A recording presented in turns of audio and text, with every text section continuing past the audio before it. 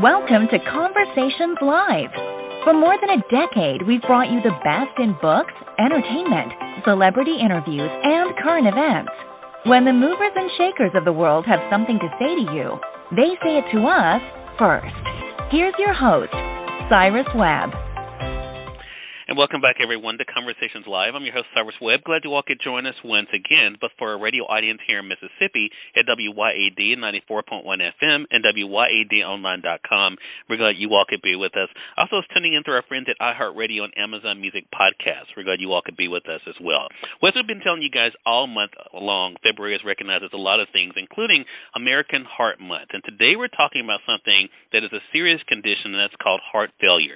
Heart failure is a leading cause of death across the globe, affecting over 6 million people in the United States alone. However, heart failure can be managed, especially if it's diagnosed early. Early detection is definitely important, as well as diagnosis being critical to managing the disease, and it really begins with conversations with your physicians. Now, today we're going to have a very important conversation. We're excited to welcome Dr. Philip Adamson, the Divisional Vice President and Chief Medical Officer of Heart Failure at Abbott, as well as Tiara Johnson. She's a young mom actually living with heart failure, to share a bit of her story.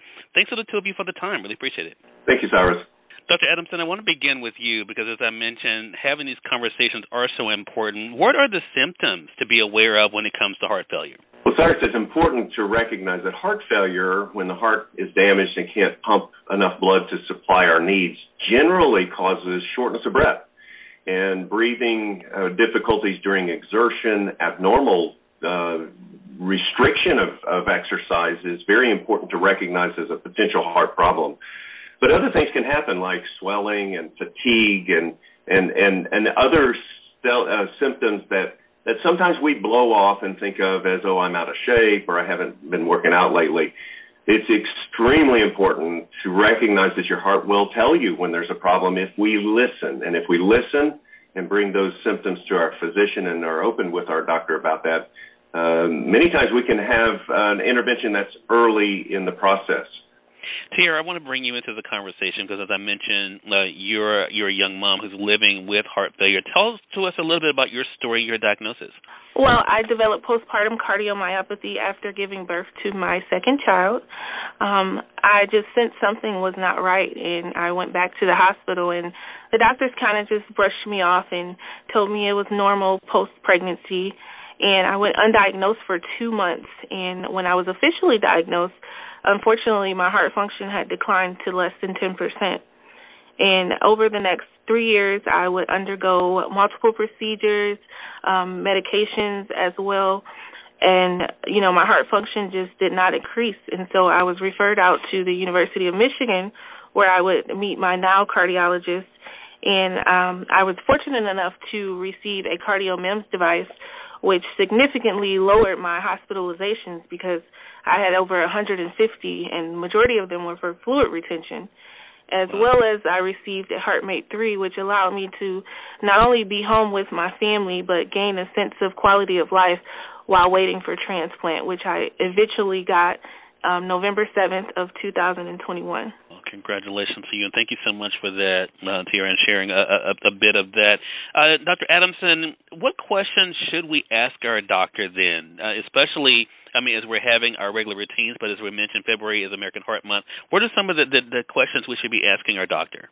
Well, first of all, Cyrus, I'd recommend people write down their questions because many times you get into the fray of the office visit and forget and kind of remember when you get back in the car to go home. So writing down those questions, but being very careful about being honest with your doctor. Sometimes we, again, just act like our symptoms are part of our lives, and we don't share them with our physician. So sharing our ability to exercise, our ability to go upstairs, how we're breathing, how we're feeling, if we're having any chest pain, all of those are very important to clearly tell your doctor that you're experiencing, because they could come from your heart.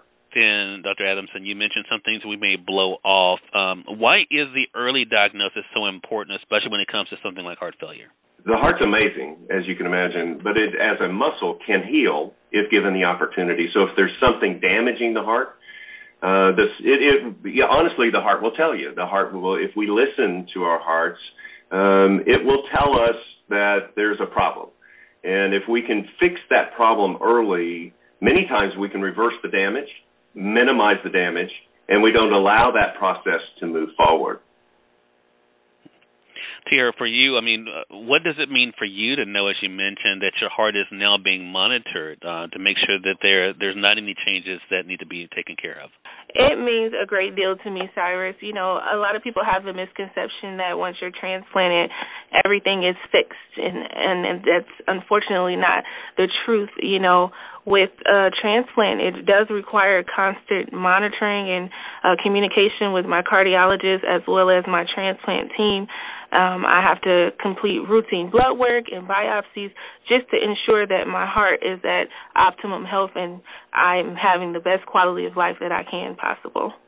And Tiara, I want to ask you one question. What is something you would say to other people to know about living with heart failure? Because I think, when people think about heart failure, they automatically go to, the worst case scenario. But what do you want them to know based on your own circumstances? Well, first, I would like them to know to recognize the signs and symptoms. Educate yourself on what you're going through with your diagnosis. Also, document it. Write it down, what you're experiencing, so that you're able to share that with your medical team.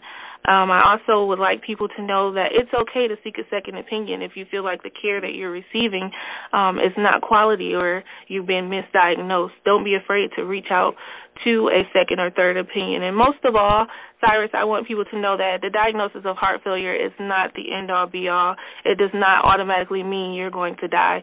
You can live a healthy, normal life. And like Dr. Adamson said, it can, in some situations, be reversed. So that's most important. You have to be proactive about your health, and the more you're proactive, the better your outcome will be.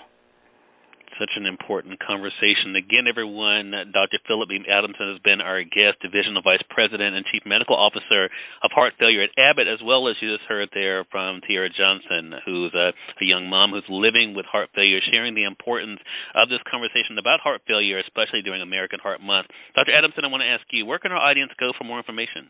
There's several websites, but the American Heart Association has the heart.org website that's very informative.